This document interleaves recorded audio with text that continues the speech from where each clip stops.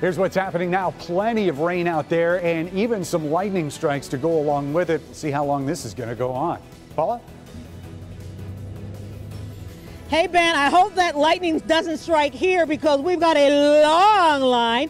People lined up since really before 1 o'clock this afternoon to get free gas. But there's a catch. They might just have to lower their car payments, Karen.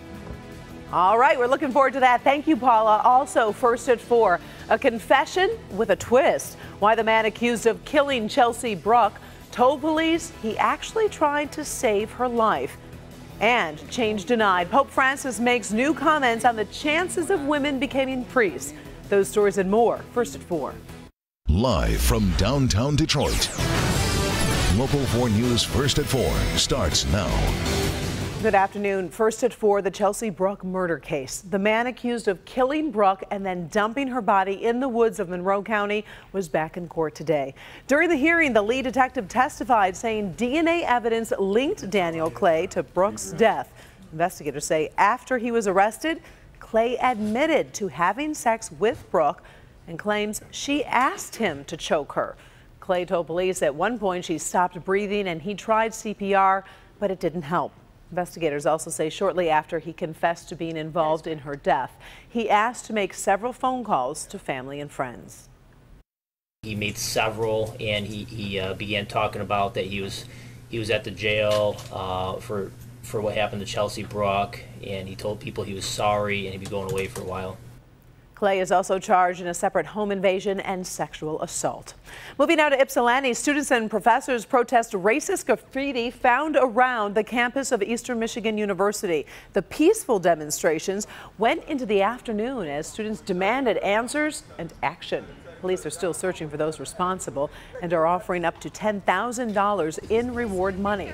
In the meantime, the university may create a special forum to keep the campus informed on the investigation.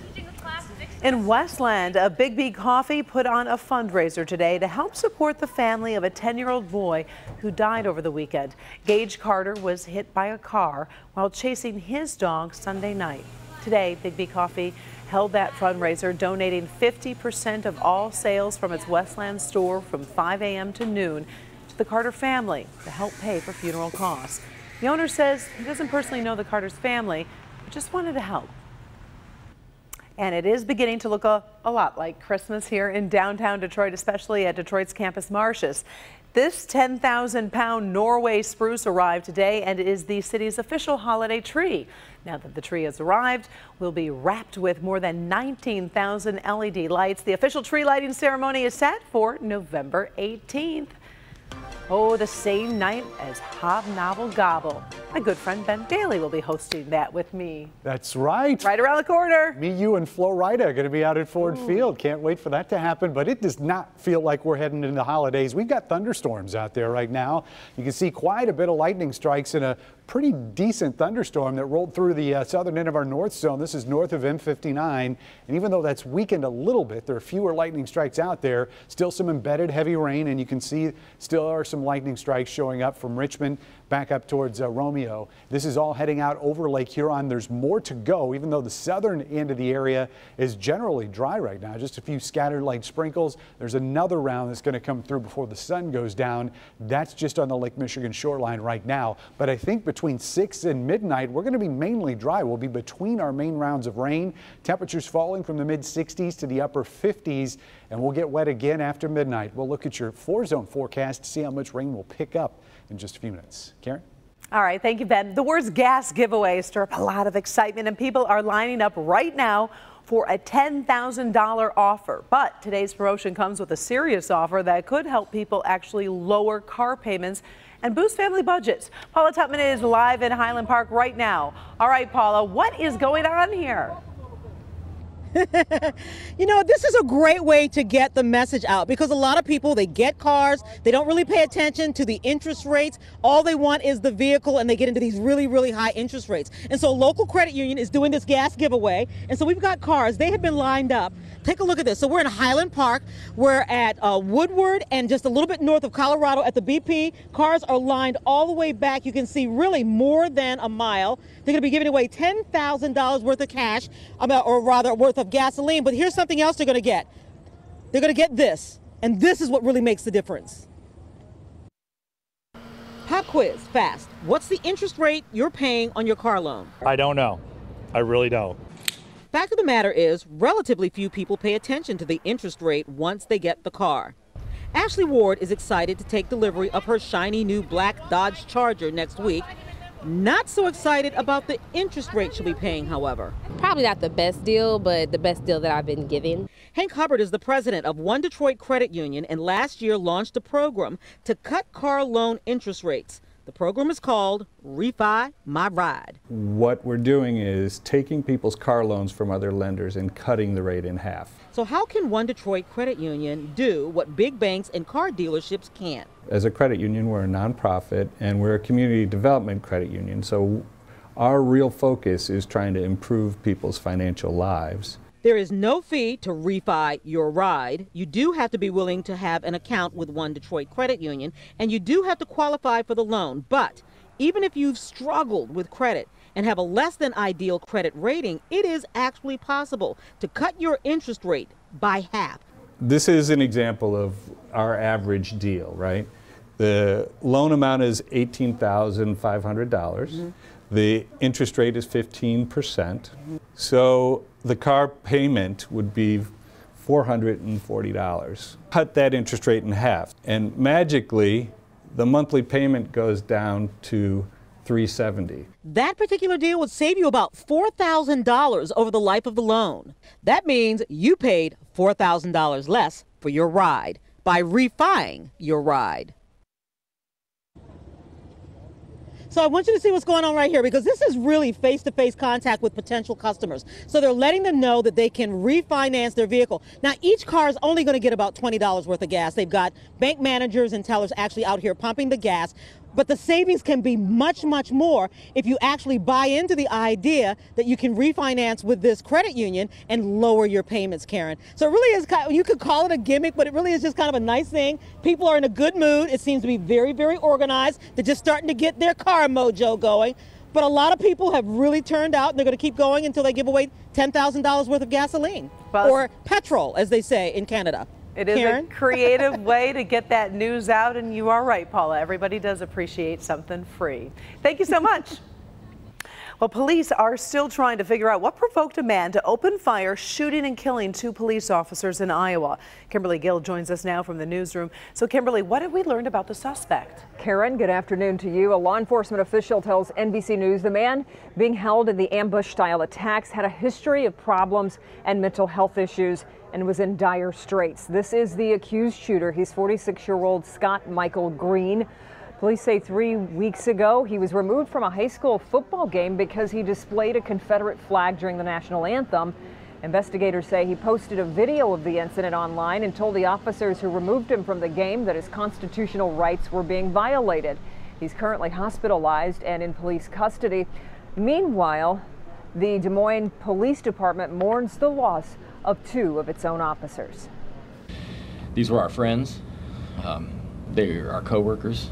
But we've discussed at length at times, the family of law enforcement, and like Sergeant Underwood just said, we're a very tight-knit community. Des Moines is not a big city. We all know each other. So, I mean, we're heartbroken. I mean, I don't know how else to put it. There's just really no words at times like this. Green has been arrested at least 4 other times with violations including assault and operating a vehicle while intoxicated. Right now, Green has not been charged, but investigators say he's the man who approached the officers and shot them both while they sat in their patrol cars. So certainly a lot of people grieving in that Des Moines Police Department and around the nation, and certainly our men in blue here at the Detroit Police Department as well. Karen? Frightening and very disturbing. All right. Thank you, Kim. Well, Michigan has become a hot spot in the final week of the 2016 presidential election. The candidates and their surrogates both targeting your vote. Donald Trump Jr. stopped in Detroit today to energize Republican voters on behalf of his father. He met with community leaders here before heading to Michigan State and Grand Valley State. His sister Ivanka Trump will be in Troy tonight. Meantime, Bernie Sanders is in Michigan, stumping for Hillary Clinton. He made stops in Kalamazoo and Traverse City. Sanders actually won the Democratic primary in Michigan, if you recall, so his presence here is really critical as Clinton tries to win votes from his supporters. And Hillary Clinton herself will be in Michigan on Friday. She is planning a Get Out the Vote rally in Detroit with more details to come. Clinton is working to boost voter turnout in states like Michigan, which are leaning her way, but she can't afford to lose based on the map of electoral votes. If you don't have the Click on Detroit app, you might want to get it before the election night. You can receive push alerts on all the races from the top of the ticket to your local numbers. The app is free. Just search WDIV in your app store.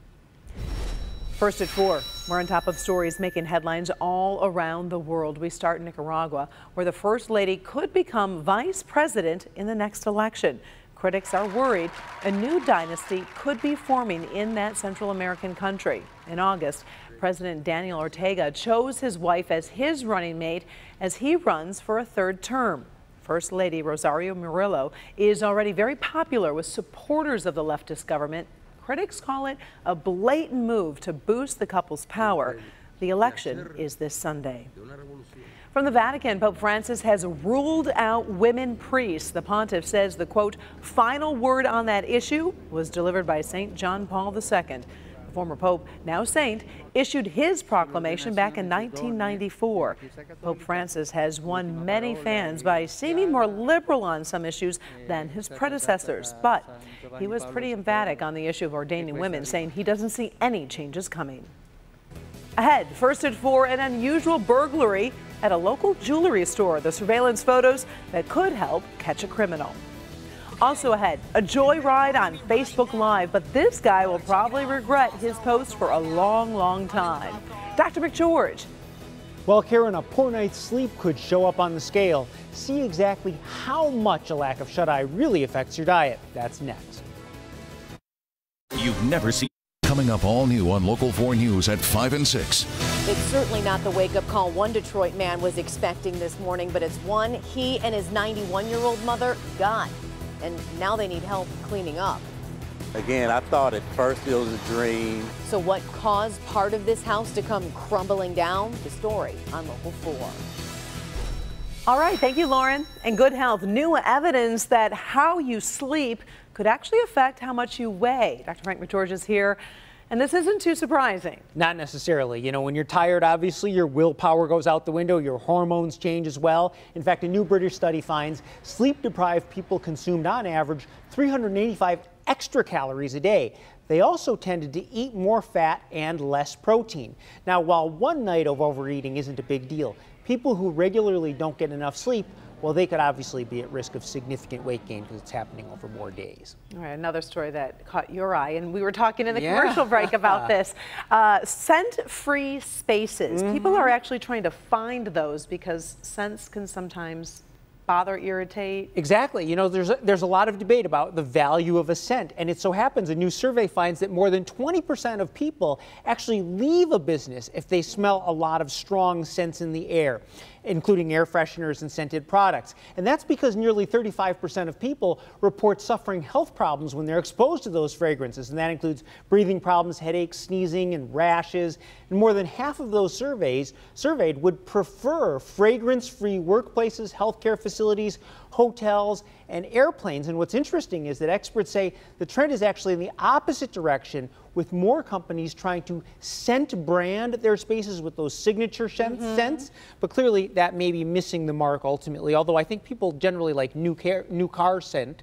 Yeah, but, I guess that's true. But some of those stores you go in are just almost irritating because it's so overbearing. Hotels, casinos, they try and scent the air to try and do things to your brain. People tend to reject that. All right, thank you, Doc. Let's send it over to Ben on what we can expect for the rest of the evening. You know, and those casinos in Vegas won't tell you what their signature scent is. That's top secret stuff. I didn't know that. Keep that under wraps, yeah. Okay, let's get back to the weather. We've got multiple rounds of rain that we're going to be watching here in the next 12 to 24 hours. Of course, we've got thunderstorms going mainly north of the city right now. This smaller batch coming in off the lake is going to affect us in the next few hours. We get a little bit of a break, and then this is what's going to be arriving once we get past past midnight tonight. So still a lot of rain on the menu and a couple rumbles in there as well. We're getting some fog being reported downtown, and we see it here on our Windsor cam as we look across this river at the Detroit skyline. Metro Airport reporting 68 degrees and mostly cloudy skies, so there may be a quick peak of sunshine there, but otherwise North Windsor at 7 miles an hour. Pressure is on the high side, but it's not keeping that rain from coming down. You can see where that boundary is right now. That's keeping most of that rain north of us, and then as we get through the evening, we'll get that round out of here, mainly dry through the evening hours, and then we'll see that next round that's going to come through after midnight that is pretty much going to keep us soaked through the start of tomorrow morning. Rain is going to exit really early on Thursday. By 8 o'clock it'll be out of here. We'll probably see some fog form, especially in those areas in our north zone that clear a little bit earlier. Otherwise, some sunshine midday and then another round of some lighter and quick moving showers. This is not going to last very long. This little trough is going to come through during the evening hours tomorrow night. So how much rain are we expecting? Let's look at that in our 4-zone forecast, and we'll start in our metro zone. Not a ton of it out there, about a quarter to maybe a half inch. Some slightly higher totals as you get up towards the northern part of the zone. West Bloomfield, Troy, you may see 1 inch plus with some of the heavy rain sort of moving in that direction right now. By far the lightest amounts of rain are going to be down here in our south zone, and most of this is going to come right before sunrise tomorrow.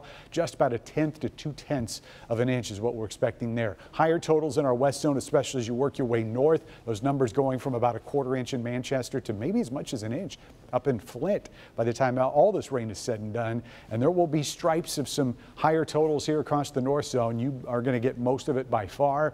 A lot of these areas could be over the 1 inch mark by the time we get into early tomorrow morning. As far as temperatures go, those are going down. 53 tonight. Rain and again some scattered thunder in there, although the later we get, it's more likely going to be just rain and less thunder. Not even 60 degrees tomorrow as we have seen the end of our mild temperatures. We're going to stay right around average for most of what we've got coming. And right now it looks like we are going to be dry for both days over the weekend. Karen? All right, we appreciate it. Thank you, Ben. First at 4, we've got a sandwich celebration where you can score a free lunch tomorrow, and there is more to the story. Also, talk about a smash and grab. Police are looking for the driver who took a shocking detour on Michigan Avenue. That story next. This election season. In the city of Wayne, police investigating after a truck crashed through the front of Leo's jewelry store on Michigan Avenue near Wayne Road. The thief reportedly was after a Rolex case, but was unable to break into the safe where it was being kept. No one was hurt during the break-in. Police released these surveillance photos, so if you recognize the truck or anything about the suspect, call police. The store owner says it is the most damage done to his store in 60 years of business. One of our top trending stories right now involves this guy's very questionable use of Facebook Live. Police say 25-year-old John Pinney of Tulsa, Oklahoma, stole a cop's car, went on a 40-minute joyride, even used the officer's iPad to go live with video. Take a listen. I'm in the cop car. Where's my sirens at? You hear my sirens? Look, check it out. Pinney was caught when he drove to his parents' house. He's now facing several charges. Finally, talk about pressure. Game 7 of the World Series is tonight. The Chicago Cubs forced to Game 7, and they're hoping to end a title drought that goes back to 1908. The Cleveland Indians had a big lead in the series, but now they need to win to end their own title drought dating back to 1948. Definitely a classic, no matter who wins. You're a Chicago girl. You must be horribly excited. I am horribly excited and a little tired because the games kind of go late. Very much. But I'm staying up, so I think a lot of people are. Also, still ahead tomorrow, did you know it is National Sandwich Day? Subway has an offer that seems too good to refuse. You get something for free and you do a good deed. We'll explain next. Residents angry about police shootings across the country speaking out, making shocking statements that have many in law enforcement uneasy. For every black young man that is unarmed and is killed by a white policeman, we will kill 2 white policemen. Now the defenders go back to the pastor who made the remarks to find out why he said it and if he really means it. I did not mean that I wanted to see policemen die, but policemen will die if they don't change. Why local clergy say more uncomfortable conversations are needed to prevent violence against police officers in the future. Tonight at 11. John Martin. Finally, first at 4, get ready for free sandwiches because tomorrow is National Sandwich Day, and Subway is marking the occasion in a big way. Yep, our neighbors from the Subway in the First National Building just down on Woodward sent over these beautiful samples. Tomorrow you get a free sub for each purchase of a sandwich and a drink. The chain will also donate a meal for every purchase to Feeding America, a nonprofit that runs 200 food banks across the country. So stop by any Subway tomorrow and enjoy. I never need an excuse for a Subway, but this is a good one. The bread is so good. Yeah. All right, thanks for joining us first at 4. We're back in a half hour with Local 4 News at 5.